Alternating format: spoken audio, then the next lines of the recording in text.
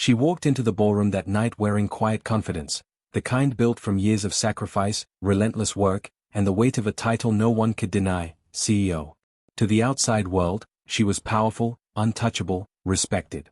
But within minutes, that illusion would shatter, not because of anything she did, but because of what was done to her. The room glittered with chandeliers and whispered promises of wealth, yet beneath the polished laughter and clinking glasses, something darker lingered. It was a reminder that no amount of success could shield her from what was about to happen, a humiliation so sharp it would echo across headlines and boardrooms. It wasn't an accident. It wasn't a misunderstanding. It was a calculated moment, carried out with a smile, a glass of red wine, and the arrogance of someone who believed she would never face consequences.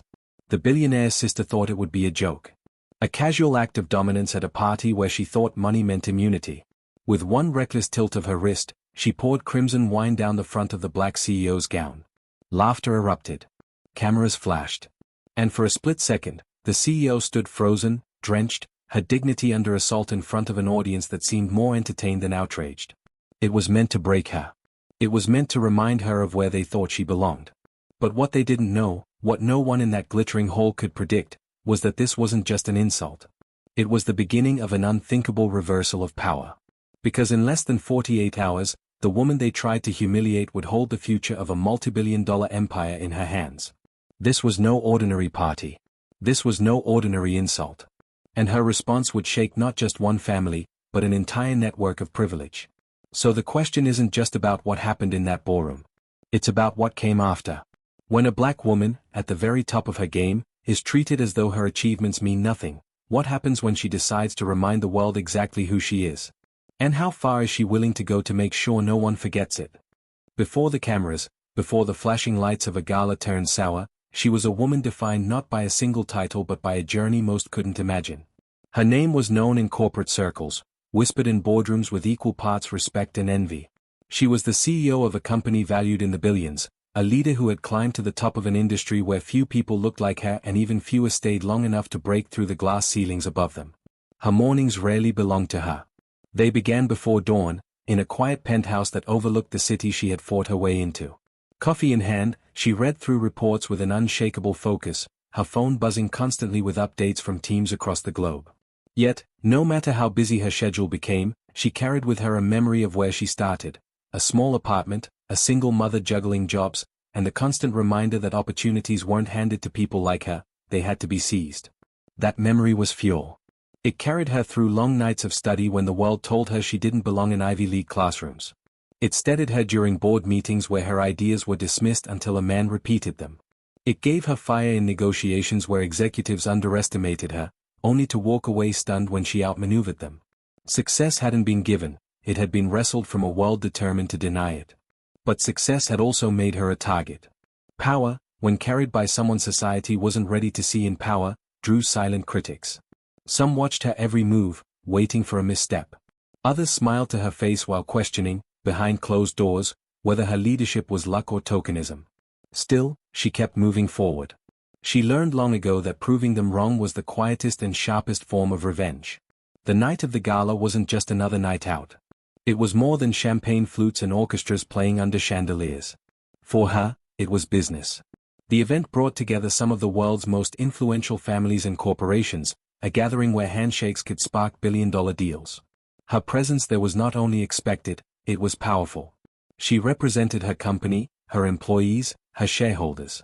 But even more than that, she represented resilience, proof that barriers could be broken. She arrived in a gown carefully chosen not just for elegance but for symbolism, strong lines, bold color, a presence that commanded attention without needing words. And as she stepped into that glittering hall, heads turned. Some smiled, genuinely. Others watched with polite admiration laced with unease. She had long learned to read the room, to notice the subtle differences between respect and tolerance. The air was thick with wealth, with conversations laced in coded language of power. At every corner, a deal was whispered, a promise made, an alliance hinted at. She moved through the crowd with grace, exchanging greetings, offering her practiced but warm smile, shaking hands with those who both admired and feared her influence. On the surface, it was a night of celebration. Underneath, it was a battlefield dressed in silk and diamonds. And yet, even in that moment of power, she felt the quiet tension of being one of the few. The unspoken question always lingered: how much space was she really allowed to occupy? How much success was she permitted before someone decided to remind her of boundaries they thought still existed? It's easy to believe that success insulates you from prejudice, that once you've reached a certain height, the air is thinner, the insults can't climb that far. But that belief is a lie. Racism doesn't disappear with wealth or titles. It simply waits for its moment, cloaked in entitlement, sharpened by arrogance. And on that night, it was waiting for her. As the evening carried on, the atmosphere shifted. Laughter grew louder, the crowd looser with drink, and the polished masks of civility began to slip. Somewhere in that sea of glittering gowns and expensive suits, a pair of eyes landed on her, not with admiration, but with calculation. It would happen quickly, in a moment that seemed trivial to those who didn't understand its weight. But for her, it would be the spark that ignited something larger than anyone in that ballroom could control. What no one in the room realized was that beneath her quiet smile and steady presence, she was always preparing, for challenges, for insults, for battles she shouldn't have had to fight but always expected. She knew the cost of being underestimated. She knew the sting of being disrespected. But she also knew something else: she had the power to decide how the story ended. And soon, the world would see just how far that power could reach. The evening was moving toward its peak. Speeches had been made, toasts offered, violins swelling with every polished note. The CEO had just finished speaking with a group of investors when she felt it, that subtle shift in atmosphere, like the faint crack before a storm. She turned and locked eyes with someone she had seen only in passing, the sister of one of the wealthiest men in the room, heir to an empire built on money that stretched across continents. The woman's smile was sharp, her gaze laced with an arrogance that didn't need words. She glided closer, a glass of red wine in her manicured hand, her voice loud enough to cut across nearby conversations. Compliments masked as curiosity fell from her lips, questions about the CEO's company, her background, her unexpected rise. Each sentence dripped with condescension, each pause carefully designed to remind the room that she viewed this powerful black woman as an outsider. The CEO responded with her usual poise. A calm smile. Polished words. The art of brushing off insults without letting them stick. But underneath that calm, her chest tightened. She knew this routine too well. Years of being the only one in the room had taught her how to disarm cruelty with grace, how to avoid giving people the satisfaction of seeing her rattle. Yet the sister wasn't looking for conversation. She was looking for a stage. The crowd pressed in as if sensing drama. Laughter circled around the edges, people leaning closer, curious to see what would unfold. The billionaire's sister lifted her glass, still smiling, still performing. Then, in one deliberate motion, she tilted it forward. The crimson liquid spilled down the CEO's gown, spreading like fire across fabric chosen for elegance and strength. Gasps cut through the air, followed by a ripple of laughter from those too drunk, too complicit, or too cowardly to object. Cameras flashed. Whispers hissed. And in that single moment, the CEO felt the weight of centuries pressing against her shoulders, reminders that no title, no amount of wealth, no seat at the table was ever enough to shield her from being reduced to a spectacle. The humiliation stung, but what cut deeper was the silence. No one rushed forward to help. No one challenged the woman who stood there smirking, wineglass still in hand. In that silence, complicity reigned louder than cruelty. Her heart pounded, not from embarrassment but from fury. Fury held back by the razor-thin line between reaction and restraint. She had been here before, in smaller ways, the dismissive remarks, the jokes at her expense, the attempts to undermine her authority. But this was public, intentional, unforgettable. The CEO stood tall, shoulders squared, the liquid dripping from her gown onto marble floors that suddenly felt colder than ice. She didn't flinch. She didn't grant them the outburst they silently craved. Instead, she let the silence stretch, holding their gaze until the laughter faltered, until the smirk on the sister's face began to waver under the weight of her steady stare. But the damage had been done. In the age of instant sharing, that moment was already leaving the ballroom, carried into the world through photos and whispers. By morning, it would no longer belong to the people in that room. It would belong to the headlines. As she excused herself from the crowd, walking with a dignity that defied their expectations, she knew the story wasn't over. They thought they had humiliated her, reduced her to a punchline. What they didn't realize was that they had handed her a weapon. Because this wasn't just about a ruined gown. This was about power, about respect, about a contract worth billions that hung in the balance. And the very empire that laughed at her would soon discover what it meant to gamble with someone who had more than dignity to defend. Outside the ballroom, in the quiet corridors of the venue, she paused. She let the sting settle, let the anger sharpen into something cold, something strategic. This wasn't just a personal insult, it was a declaration, one that demanded a response. The world wanted to watch her break. Instead, she would show them what breaking the wrong woman looked like. By the time she left that night, she wasn't just thinking of the stain on her dress. She was thinking of boardrooms. Of contracts. Of the $2.4 billion deal that linked her company to theirs, a deal signed in good faith, now tainted by arrogance. And while they returned to their laughter inside, she was already planning the silence that would follow. The silence of doors closed, deals cancelled, fortunes shaken. The humiliation was theirs to mock. The consequences would be hers to decide. But the question lingered like thunder rolling on the horizon. When the morning came and the story spread, would the world side with her dignity, or their power? The next morning, the world awoke to headlines that burned across every screen. Photos of the ballroom circulated like wildfire, the black CEO drenched in crimson, standing tall under the mocking laughter of the wealthy elite. Some outlets framed it as an unfortunate mishap. Others leaned into sensationalism, their captions dripping with voyeuristic fascination. But for those who understood, for those who had lived through humiliation masked as civility, the message was unmistakable. The billionaire's family thought the news cycle would pass. They assumed wealth had the power to erase shame, to spin stories until cruelty looked like carelessness. But this time, they underestimated their target. The CEO sat in her office, the city skyline stretched behind her, as her team brought updates by the minute. The humiliation had traveled across continents, but so had the outrage. Messages poured in from strangers, employees, and allies who saw her not just as a victim but as a symbol. What she carried now was larger than herself. It was the weight of representation, of proving that dignity and power could not be stripped away by spilled wine and arrogance. The $2.4 billion contract loomed in front of her like a silent question. It wasn't just business, it was the lifeline of their empire, a partnership that had elevated their global reach. Without her company, their network would weaken. Without her leadership, the very empire that mocked her could begin to crumble. She could feel the choice pressing down on her: remain silent and preserve the deal, or sever it and ignite a storm. Silence would be safe. It would appease investors. It would maintain the illusion of stability. But silence had never changed anything. Silence was what allowed humiliation to repeat, unchecked, year after year, generation after generation. So she chose differently. Her legal team drafted the termination notice, citing breach of trust, violation of professional integrity, and damage to reputation. Her board questioned the risk. Some investors panicked, whispering about losses, about retaliation. But she met them with steady eyes and a calm voice. This is not just business. This is about respect. If we let this go, what do we tell the people who look up to us? What do we tell ourselves? Word spread quickly. The billionaire's family scrambled, sending intermediaries with apologies wrapped in excuses. The sister who had poured the wine released a statement, blaming alcohol, misunderstanding, even claiming humor. But the world had seen the photos. The arrogance in her smile. The laughter in the crowd. The excuses collapsed under their own weight. The CEO didn't flinch. The paperwork was filed. The $2.4 billion contract dissolved. It was a seismic move.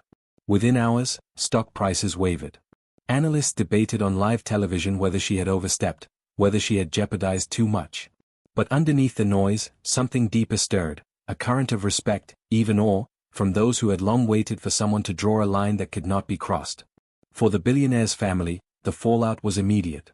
The cancelled contract rippled through their business empire like a cracking glass, spreading faster than they could contain. Other partners hesitated, reputations questioned, trust eroded. They had thought themselves untouchable, insulated by money and power. But they had never faced someone who understood that real power wasn't in protecting deals, it was in knowing when to walk away. The CEO's decision became the story. Not the spilled wine, not the smirk on the sister's face, but the act of standing firm, of showing that humiliation could be transformed into defiance, and defiance into consequence. Yet even as the world debated, she carried the private weight of what it cost. Every decision had risk, every act of defiance carried the chance of backlash. But she understood something her opponents never would: power without principle was weakness. And principle, when defended without fear, had the strength to shake empires. She looked at the headlines again, the ones now calling her move the boldest stand in corporate history. But behind every headline was the same truth she had always known: this was not just about her. It was about the next woman who walked into a room full of doubters. It was about the next young black entrepreneur told she didn't belong.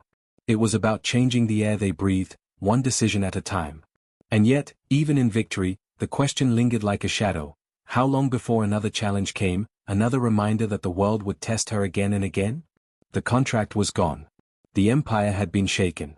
But the story was far from over. Because this wasn't just a battle between two powerful families.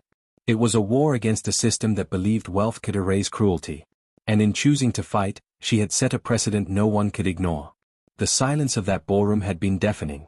But now, her response thundered across boardrooms and headlines alike. Respect is not negotiable. The ink on the termination papers was barely dry when the ripple effects began to spread. Boardrooms buzzed with disbelief. Commentators filled hours of airtime dissecting the decision, some calling it reckless, others naming it revolutionary.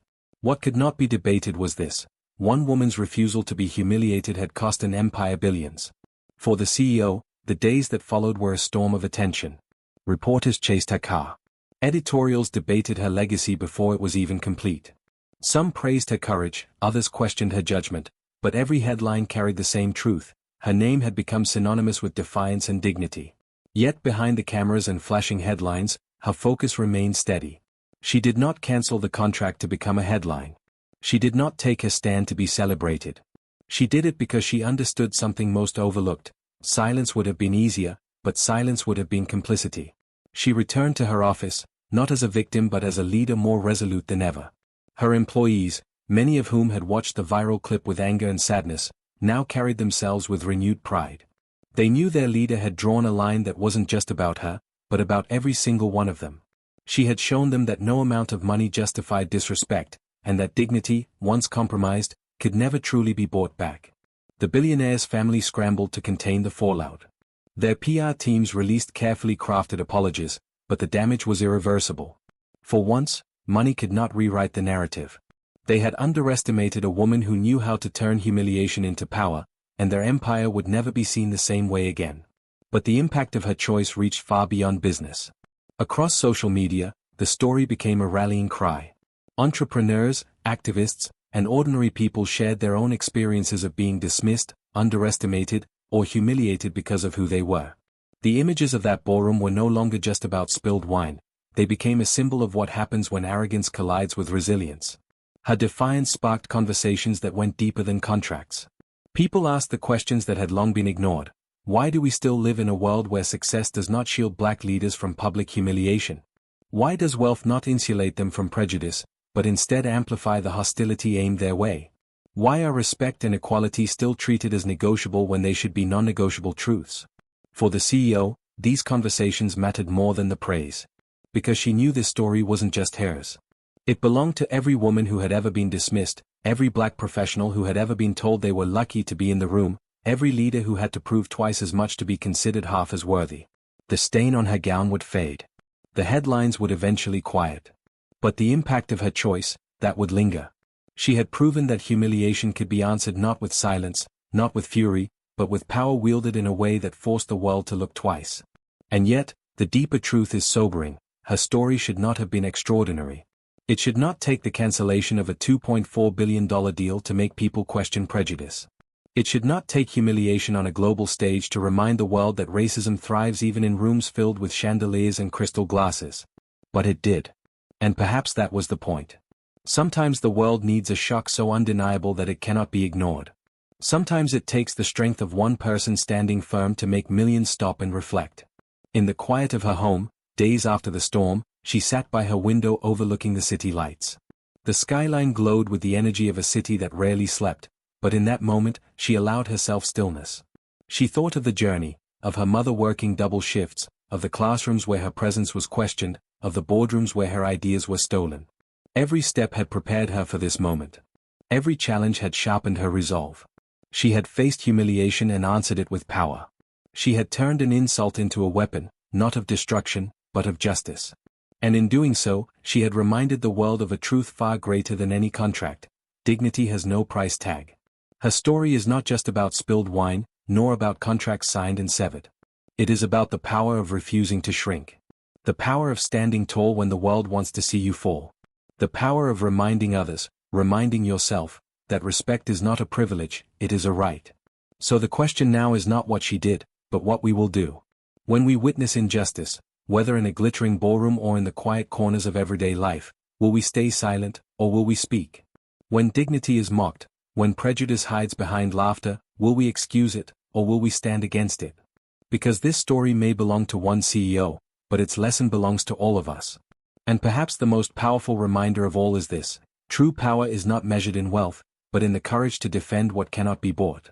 So I'll leave you with this: if respect is not negotiable, why do we still allow so many to treat it as if it is?